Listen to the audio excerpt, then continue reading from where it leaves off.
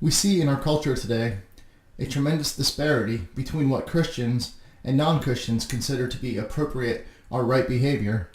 This cultural divide can be attributed in part to a consideration of the difference between the concepts of ethics and morality.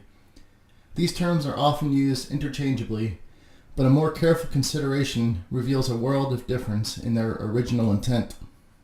The word ethics comes from the Greek ethos, which may be defined as the philosophical foundation upon which civilization is to be developed. As an abstract and philosophical concept, it seeks to establish what are to be normative principles in society. In short, ethics articulates what ought to be done. To a Christian, the ultimate source of ethics is the Word of God, the Bible.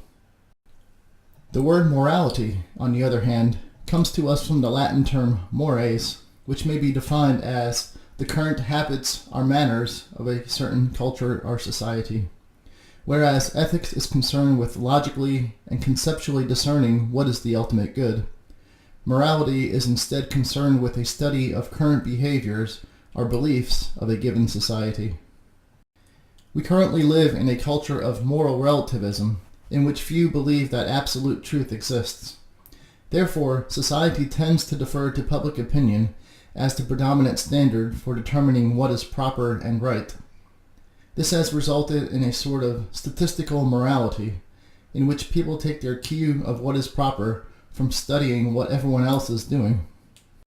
This phenomenon can be seen in the case of abortion. The decade of the 1960s ushered in a period of relaxed sexual mores. The resulting promiscuity and sexual liberties afforded by the so-called sexual revolution caused society as a whole to deviate from long-established sexual norms. The U.S. Supreme Court decision of Roe v. Wade can be viewed as simply the federal government formally codifying a prevailing mindset that had only very recently been established. In our own day, we face similar circumstances. The once clandestine homosexual lifestyle has been thrust into mainstream consciousness.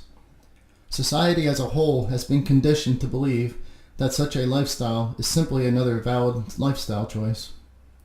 It seems likely that public opinion will shortly coerce the federal government to formally acknowledge the legality of same-sex marriage. Christians are wary of the long-term implications of pursuing a policy of statistical morality.